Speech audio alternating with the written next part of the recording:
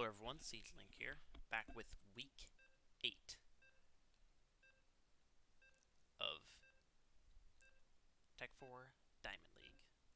I apologize if you hear any noise in the background, because my house is super huge, and 3 of my siblings have all moved out, so soon enough we're going to be moving out of this house as a whole. So I got someone, basically a salesperson, coming over to look at the house to see what price they're looking at selling it for. We're a little worried because currently we only have 3 players. We got me, loklok, and Warhawk. And what's even worse is that we're all Terrans. We don't even have a single Protoss, which is quite poor. I mean, to be fair, if you wanted to, you could blame Heroku for that because he wanted, because he's like, Zerg sucks and Terran OP. Like tons of times during the draft, he was just like, also Terran. He's the Terran.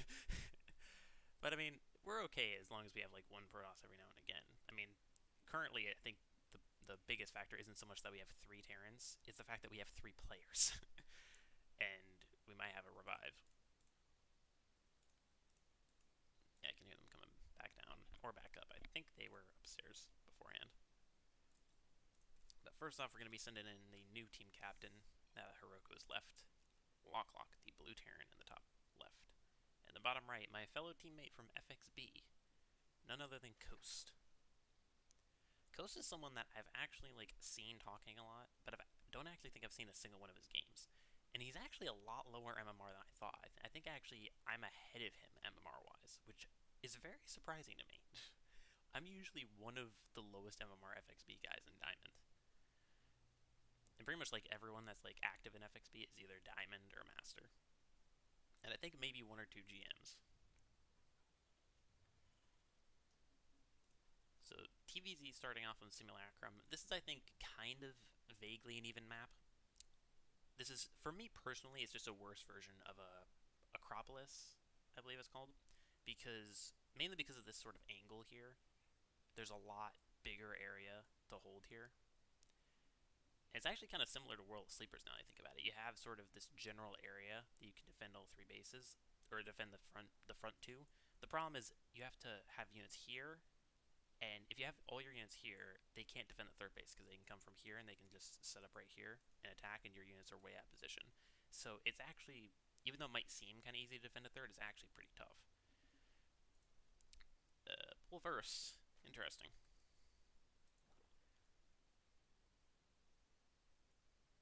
Personally, when I see pool first against Zerg, I would definitely eBay block my opponent. Because trying to transfer queens from the main base to a 3rd base location is such a hassle.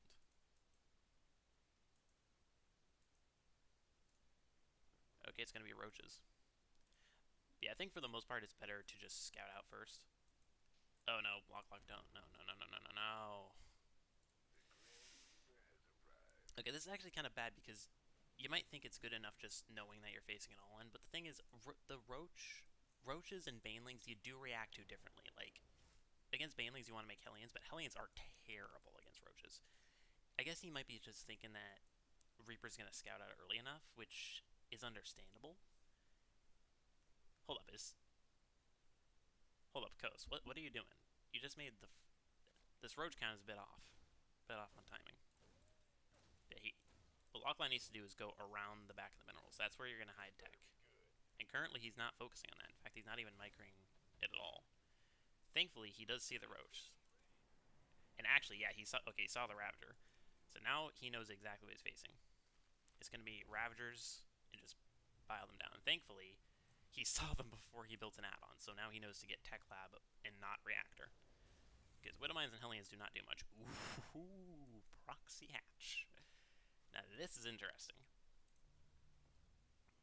He's got an extra barracks there. I think with the extra barracks, loklok's in a good position.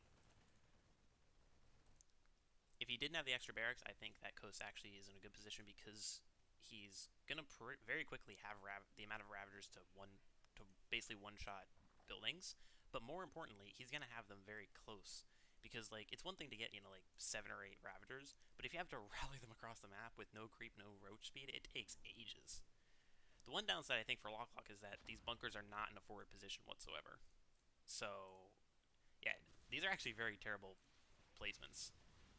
He's kind of playing like he wants this wall off to die and then defend elsewhere, but the problem there is that if that happens, he's gonna be supply blocked. And also, you can just repair. It takes a long time for Ravager. You need a lot of Ravagers to one-shot a building. And now that he's lost one, he basically can't do that. Like, loklok could easily repair here, and he's not. In fact, he's going to lose the barracks. So yeah, as long as loklok's building positioning is sort of his biggest mistake right now. And also, he's not repairing. And he's looking right at the SCVs and doesn't realize it.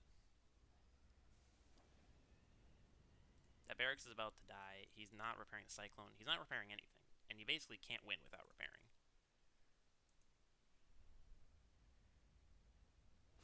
Also, he has very few units, actually. He's not making any more units. He's just about to have another Cyclone pop, but this Marine's pretty late. And a good chunk of that's due to the fact that this was burning and he was lifting it.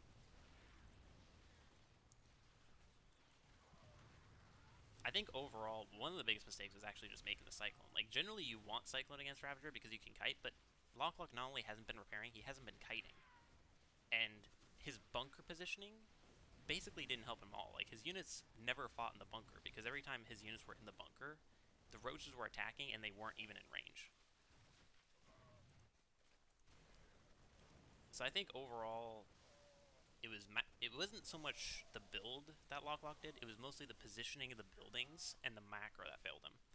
To be fair though, this is very good execution and build by Coast.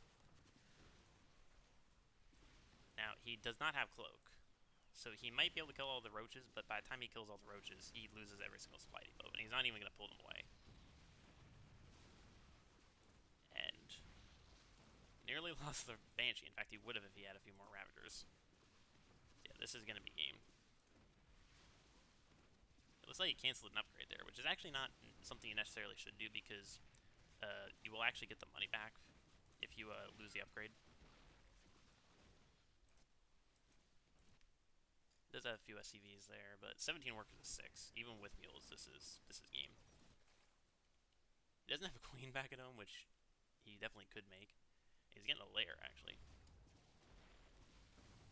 But yeah, this is basically getting into a scenario where one Banshee, a lot of people think can just clean up any number of roaches, but that's actually not true because you can just overwhelm, and you can literally make units faster than the Banshee can kill them.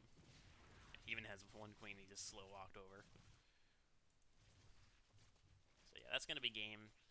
I think loklok had the right idea for some things, but I think the building positioning was the biggest one. Like, when you build bunkers, especially if you know you're facing Raptors, which he didn't necessarily when he built the first or second, but once he built the third, like, he was building them as if he built them.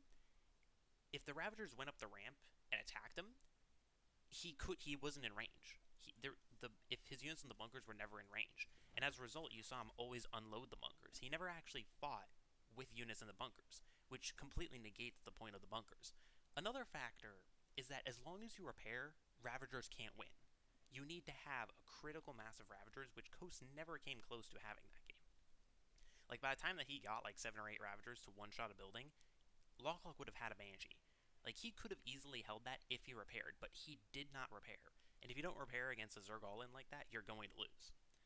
So I think he was kind of in the right mindset, but was a little frazzled, I think.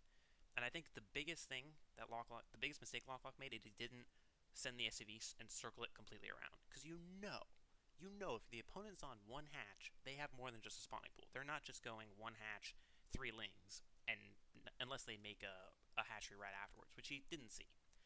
So, partially in the right mindset, partially not. I think that was kind of close, but favored for Coast. So we're down 1, but that's alright. I'll see you guys in the next game.